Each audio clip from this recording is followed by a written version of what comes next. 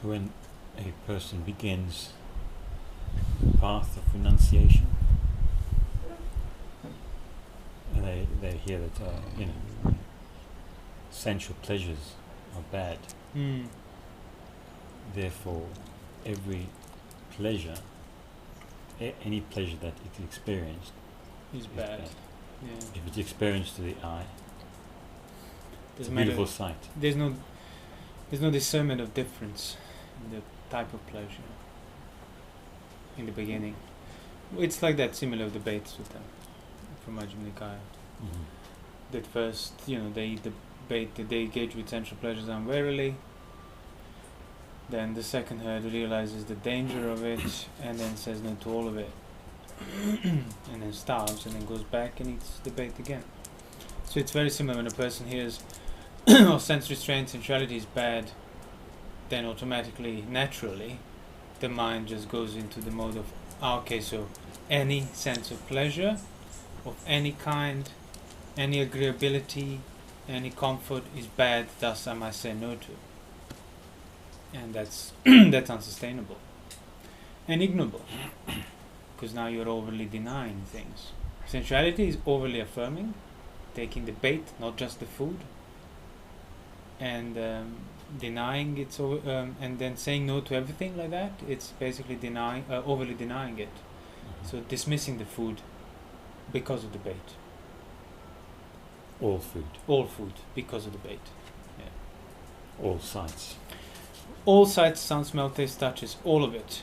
and that's like what the Buddha himself realized, like, wait, why am I afraid of the pleasures that have nothing to do with sensuality, with sensual types of pleasures? So what if I were not to be afraid? And then he wasn't, and then he realized, okay, no, this is how you abandon sensuality. Not just to hold on to a view that any pleasure through senses is sensual pleasure, thus I can't help it, thus I'm justified in engaging with sensuality, or I'm justified in shunning the whole thing and denying everything. There is nothing in between. No, there is a lot in between, and that's the whole point. So in the beginning you might have to end up restraining overly, saying no to things that you don't necessarily have to say no to. The work is to discern what type of pleasure is the pleasure of sensuality, what type of pleasure in relation to the senses is sensual pleasure, and what type of pleasure in relation to the senses is not sensual. Because for as long as you live, you will have the senses. Yes, Sight, sound, smell, taste, touches, so that's unavoidable. Mm-hmm. So it's only a particular type of the pleasure that is unwholesome, that is what comes under what we call sensuality, that must be abandoned, cut off at the root, and that whole thing. You'll never see that if you're refusing to stop dismissing the entire thing, or you will never see that if you refuse to stop saying yes to the entire thing.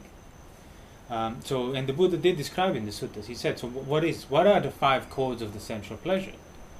He didn't say any sight, sound, smell, taste, touch that you find agreeable.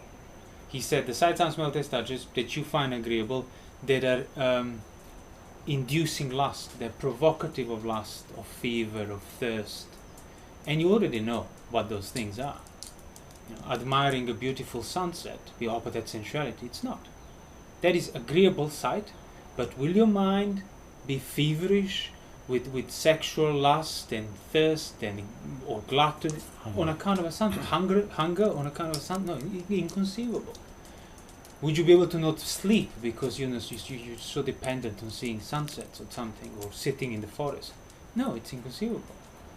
So there is a difference there. And that's the whole point.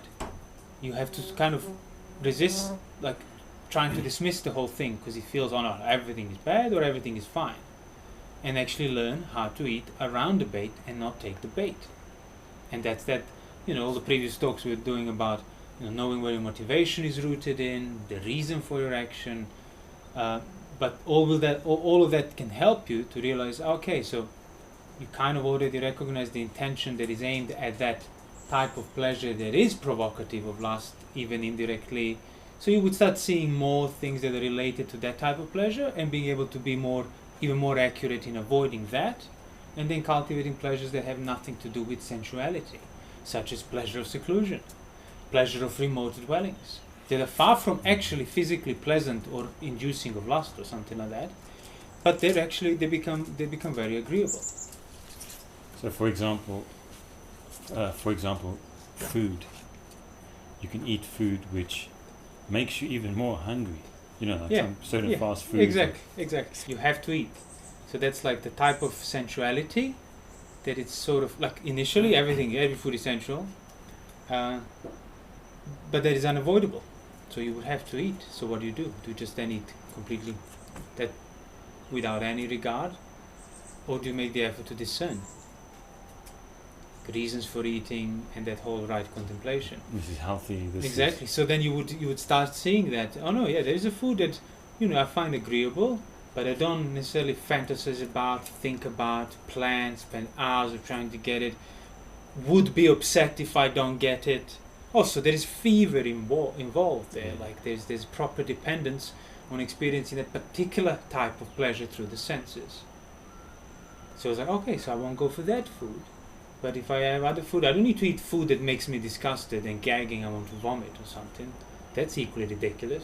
But food that fills me up, exactly, healthy for me, that's a pleasure. Health, find a purpose, so that's agreeable. But it's not something that will obsess your mind and provoke lust in it for more and so on. So that's pretty much, it's quite an easy criteria. Or like, I want to go out and stuff. Why? You ask yourself, what's the purpose? Company, friends, carelessness, distractions, all of these things will result in provocation of lust, aversion, indolence, distraction. So it will end in seeking unwholesome pleasures. Well, I want to go out because I'll just go on a quiet walk or something in a very agreeable park. Yes. That's not sensuality, that's agreeability. Mm-hmm.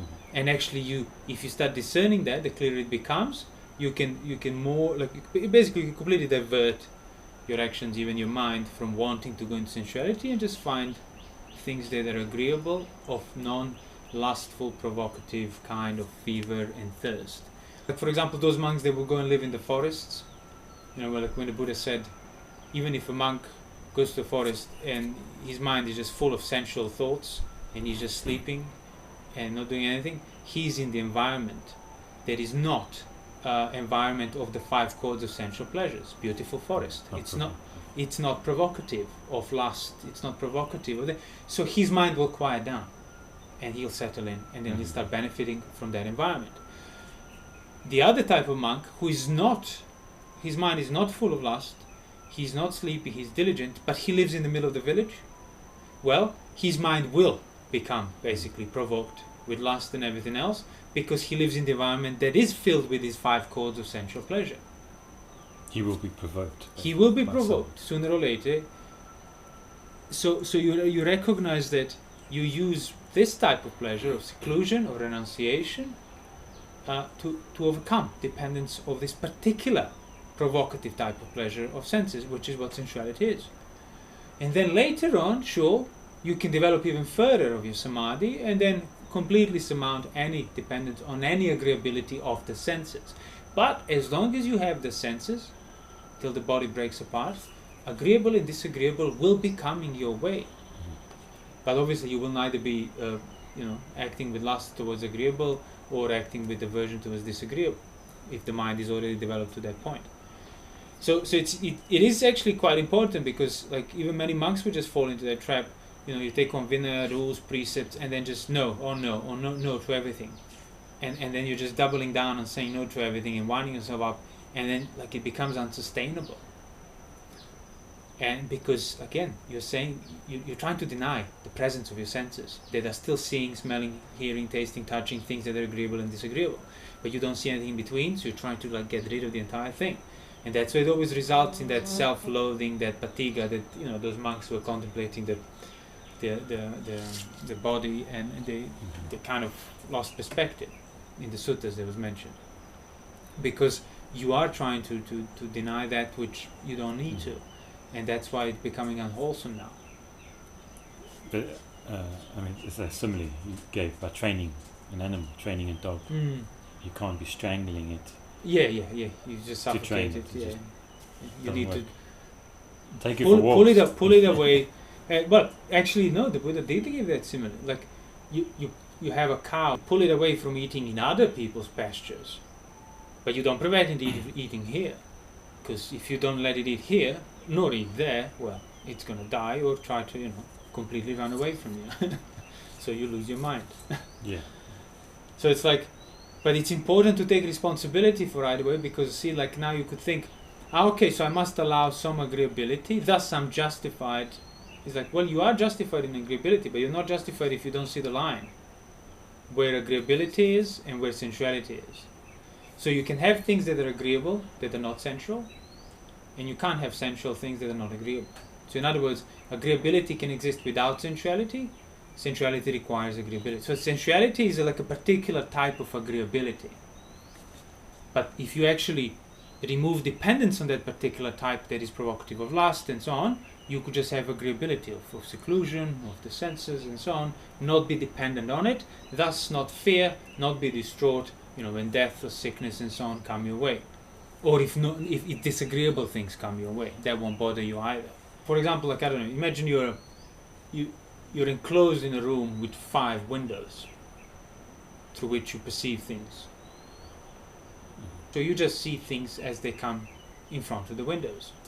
Sometimes pleasing things, sometimes displeasing things. And that's it. You're seated in a chair and you're just registering things. Ear, nose, eyes, and nothing else there really. Like in seen, there's seen and so on. But if you don't see the difference between the pleasure that is inducive of lust, that is trapping you, that is hooking you, that is making you for more, that is causing underlying tendency to crave for more, and so on, then when something agreeable of that particular kind, say something that would provoke that kind of a fever towards the sense object, feverish mind, you wouldn't just be sitting, you're going to get up, you're going to lean through the window, you're going to try and get that thing closer, you're going to try and grab it, fix it there, make it not go anywhere else, stay within your field of view, possess it. And that's already completely. So you see, you forgot all the other windows now. You're leaning out into the sphere, pretty much, that's not yours. So the point is, like, how much your mind moves on account of things that are agreeable and disagreeable, how much you're provoked by it, how much you cannot resist that pressure and you give in and you're just crawling out of the window trying to get that stuff. That's the danger of it. The beautiful things just remain in the world, as the Buddha would say. But it's that fever, that lust, that's why you are subjected to the danger, because you expose yourself on account of it. Now, imagine you recognize that. So you're still seated there, and now you see when a thing comes into the field of view through a window, and it's pressuring you to get up and go back the old ways, and you realize, that's the danger of it, so I don't do that. So you restrain and you refuse to look through that window until that particular thing's gone, because you can't stay there all the time. Now there is something agreeable there that you can admire from your chair. Your mind doesn't need to get up. You don't need to start acting out of that pressure. You just stay on the chair. Oh look, it's a beautiful sunset. But I'm not crawling out of the window or losing perspective on everything else. And then that changes and you don't feel dejected because it's changed, because now it's some horrible, ugly sight of, I don't know, rain, bad weather, cold, I don't know what it is. But, okay, again, my mind is not moving from the chair. So regardless of the window, you realize that, okay, if I can see, smell, taste, perceive these 5 senses without my mind moving, flipping over, perturbing, twisting, running towards, I can sustain it. If there is a pressure, a challenge, a provoke to give in and start tumbling down, basically, through that momentum of I gave in and now I can't stop, that's the danger.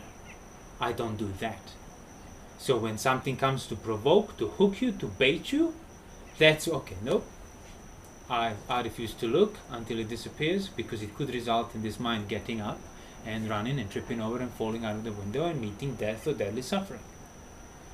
But that doesn't mean, because I get hooked to these particular things that I see, I must block and board and destroy all these windows and never see anything again. Well, you have to get off the chair to block those windows. You have to get off the chair to chase things away that are in front of the windows. But you realize that was the problem, not what was in front of the window that I could see. The problem was that I was getting up on account of it. The problem was that I wanted it, so I got up, or I didn't want it, so I got up. When the mind is completely completely cool down. There is no basis of passion, even memories of passion, to provoke mind to get up from that chair, and you encounter things that used to provoke lust or aversion, and now you realize that moving on account of it is inconceivable because the mind has been so tamed.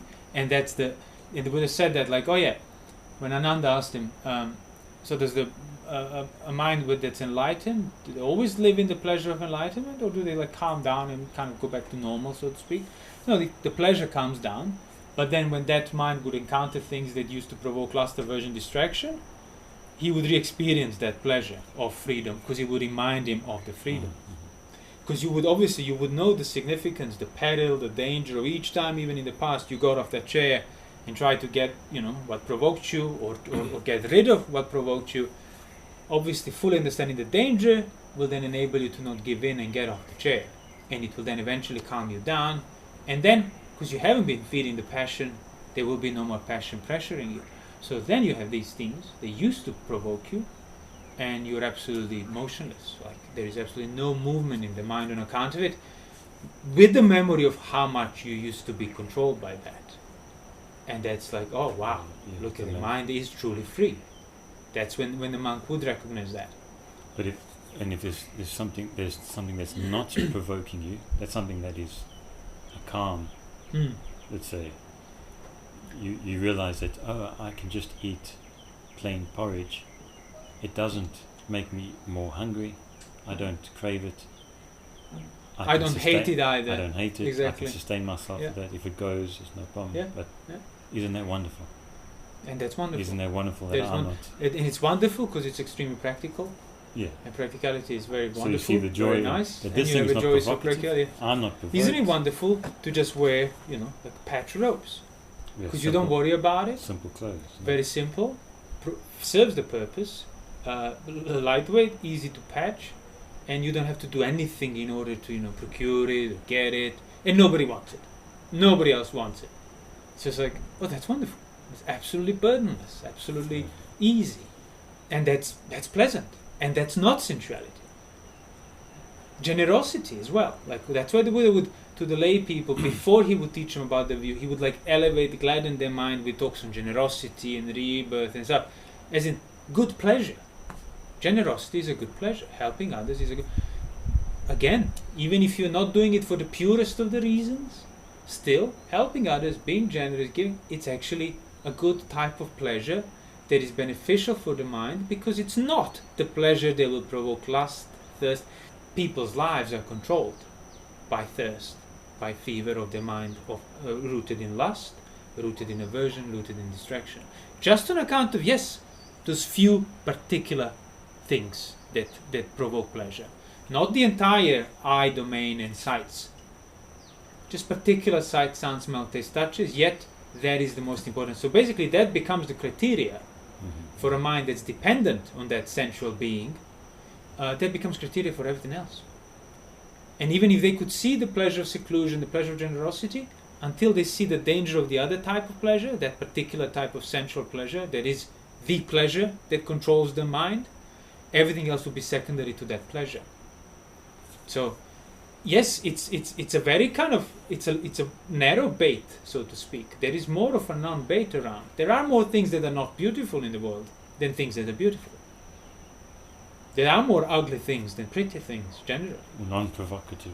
There are exactly more things that are non-provocative. But if you haven't understood that, the gratification, the danger and the escape in regard to the provocative things, that is your entire being. Kama bhava is the entire state of existence. On account of those few baits, few little hooks that you're constantly attached to. And they drag you left and right. And you see there is more of this, but because you are not developed in regard to these particular provocative pleasures, you are in their control. So you can't do anything about it until you fully understand and free yourself from that. But yes, the entire being needs to be uprooted, because that entire being depends on getting off the chair to look at that which is very pressuringly beautiful. Getting off the chair to go and shout at that which is very pressuringly averse. But you only do that, you only get up because you don't see that as a danger. Yeah, you don't see getting up as a danger. Yeah. You're fully immersed with that particular chord of sensual pleasure. So I can force myself to sit down. I mustn't get up. And that's probably how you have to start. Sure. Yeah, you took it on faith that you shouldn't get up. Yeah. But I want to get up. But you want to get up. But you are not getting up. Yeah. So that's the first step. That's the sense restraint. And because you're not getting up means you are not acting out of. You're not sustaining the habit of getting up. Yeah. So sooner or later, if you keep doing that, you're going to start seeing more in a sense of, I haven't been getting up, factually. The aggregate of virtue is there. I haven't been breaking the precepts. I was very pressured to do so and everything, but I haven't been doing it. And there is already increasing perspective. Already, yeah. And then you're already closer to see, like, right, so that was the problem. That was the trick. That was the bait. The bait. That was just to hook you, but the bait can't come through the window and hook you out. You are the one who goes for it. And so what's the danger? Is the danger that there are hooks around, or is the danger in the fact that you can't stop grabbing them? Oh, but if only there were no hooks, I wouldn't be grabbing them. Well, now you're even avoiding responsibility for grabbing the hooks. Mm-hmm. Yes, if there are only no Mara and Samsara, it would be great. But there are hooks, there is Samsara, there is sensuality. So what is the other thing that you could equally do that would free you from it? Oh, stop reaching for the hooks. Alright, so I have to take responsibility first for when I do reach for the hooks and not blame the hooks for my reaching. And then calm down and then stop reaching and then see the freedom for myself. Well, can I stop reach? Can I understand the danger while reaching? Right. Can I understand the danger of reaching for a hook while at the same time are unable to resist and stop reaching from a hook? Well, means the fact that you are reaching for a hook means you're not seeing the danger. So that's the danger, getting up. Putting yourself there where then you will be in control of it, not the other way around. And if you think, okay, so if I can remain on the chair and look at the things that are provocative of lust and thirst, that's impossible. So it's impossible to have perceptions of things that are sensual pleasures without perverting that order and putting that first, i.e. without getting out of the chair. Because the fact is, again, you might not be getting out of the chair, but the sights, the perceptions are pressuring you, and you don't see where the problem is, because you're still looking. Okay, here's the problem. If you realize where the problem is, you will automatically stop looking.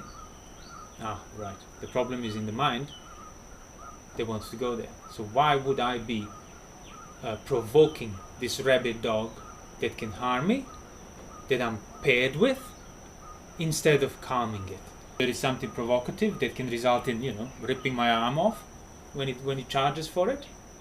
Why would I even do that unless I don't see the danger of a provoked dog, which is what my mind is? So that's when people think they can engage with sensuality mindfully. Impossible. Means there's already no perspective if you choose to engage. Even if it's to I'll just let it look. I won't engage physically or verbally, but mentally I'll think about. That's what I said. Physically withdrawn, speech purified, and mentally he does not engage with, he doesn't accept, welcome, entertain thoughts of sensuality. Because that would be the equivalent of being strapped to a rabid mad animal that is calm, and then you show it things that are making it even more rabid and mad while you're strapped to it. So I can hold it for now, but the point will come when my grip will loosen or something, and then that animal will not remember me. It's gonna just go wild. People don't realize that their mind has the mind of its own. So your mind has a mind of its own. Doesn't matter your sense of ownership, my mind. The truth is, that mind, it's basically on its own. I'm subjected to it. So that's the recognition of seeing the sign of the mind as something that is not yours, that you are paired with. A Chittanimitta we often mention. It's like being able to see the mind on its own. And then, so it's not really like, no, but I should be able to look at this without being pressured. It's not up to you. A mind has a mind of its own, that if it sees these things, it will go for it. If it doesn't see, it will calm down. And that's now your wisdom. Okay, so I won't let it look through that window until things clear out there. Oh, look, now it's some pleasant sights, they will calm me down. Yes, look. Because it's not then feeling like completely, suffocated. He can't look at anything. No, you can look at things that are not provocative of lust, aversion, distraction, indolence, pressure to break the precepts, all of that. And you know that. It's very obvious what those things are. But it takes that faith, just that first attempt of just, okay, let me give it a go for a while, that restraint. Well, yeah, of course. None of this would make sense if a person doesn't want to do it. If a person just is content with the view that everything is sensuality or nothing is sensuality. In other words, you can do whatever you want or you shouldn't be doing anything because everything is bad. Any type of pleasure is bad. Any type of comfort is bad. Any type of agreeability is bad. But then obviously, how about the thought that everything is bad? They don't find that to be a bad thing because they're very much gripped by it and fully live their life under it. Yet, that thought is very agreeable to them. Yeah, everything so is good. You do accept agreeability then, which contradicts your own view that any agreeability should not be accepted. So why are you then accepting the agreeability of the view that any agreeability should not be accepted? That surely must be agreeable to you, otherwise you would not be able to hold that view. So it's a contradiction in terms. Sensuality is a contradiction in terms. Denial of sensuality, denial of debate, shunning everything is also contradiction in terms. Saying yes to everything. Or saying no to everything, yeah. Except saying no to everything. So seeing the middle way, is the way out. So learning what debate is, learning what the 5 chords of sensual pleasure is. It's not all sight, sound, smell, taste, touches. What is the 5 feverish? Exactly. Sensual. It's those that are provocative of lust, provocative of aversion, provocative of loss of perspective. You feel that pressure, you feel that impulse. Okay, that's why this is unwholesome, not because of this or that. So you start seeing where the problem is. So that's again pleasure of seclusion, pleasure of remote dwellings, pleasure of renunciation, like pleasure of simple life, pleasure of non-distraction. All those are pleasures still, they come through sight, sound, smell, taste, touches. I mean, how would you have a pleasure of seclusion unless you're perceiving this beautifully secluded forest free of other people? You are seeing things, and that's exactly why people would confuse. They would think, oh, well, that's sensuality as well. Because they would think that any pleasure that comes through eyes means sensuality. No, if there is no pressure, if there is no loss of perspective and lust, that pleasure you don't need to fear, because you're not losing perspective in regard to it. And that's how you can disown it. In order to disown it, you need to first stop resisting it or stop indulging it. You need to stop getting out of the chair. So you need to calm your mind and then recognize that, okay, this agreeable pleasure has been now for a while replacing my need for the provocative pleasures. I haven't been engaging with sensuality because I've been developing pleasure of seclusion, and my mind has calmed down as a result of it. My mind is not getting out of the chair, not trying to leap out of the window. And now, within that, you can disown that wholesome pleasure. Not get rid of it. Oh, I must go to the city in order to disown the pleasure of seclusion. No. While you're in the pleasure of seclusion, you actually get to see that it's the senses pleasure and you have nothing to do with it and you don't depend on it, you don't need it. And you can see all those things because there's no lust underlying it. And you can't see all those things in regard to the 5 chords of sensual pleasure because there is lust underlying it. There is lust constricting the perspective. There is aversion constricting the perspective or distraction. And that's exactly the pleasure of jhana, and the pleasure that you get before jhana, which is what the Buddha said, oh, why am I fearing these pleasures that have nothing to do with 5 chords of sensual pleasure? What if I let them be? He let them be. The mind became very peaceful, very pliable. The dog became very obedient because you stopped choking it. And now you are the one. So no, you don't look at that because that will provoke you. You can look at this because that will calm you down. You don't go there because that will induce more. You go over there because that will reduce more. Make things clear. Yeah. And becomes clearer for you then, basically, what mind is, what mind owns, and that's how you free yourself from it. from any ownership, any misconceiving of ownership, and so on. Protecting the senses. Yeah, guarding the senses, protecting the Not senses. not like restraint. It does maybe sound. It has to start harsh. with restraint, because as I said, although you can think this theoretically, everybody starts by already being dependent on that 5 codes of sensual pleasure. So everybody starts with that proliferated sensuality. In other words, sensuality is first agreeable things that are sometimes sensual, sometimes not. They don't see that. Everything is basically seen sensual because that's the framework of the view, the dependence. So the sense restraint and withdrawal needs to come first. But then yes, once you recognize, start seeing the signs of your own mind, seated in the chair, start seeing the choices to make whether you want to leap out of the window or restrain, that already becomes on the level of guarding the senses. Like, I guard it, so it means I only act when necessary. No, come back. But guarding does not mean I'm just constantly holding it in a chokehold or something. Yeah, protecting. Just protecting. protecting. Kind of. Don't look at that. Don't go too far. Come here, but allowing it to move about. Yeah.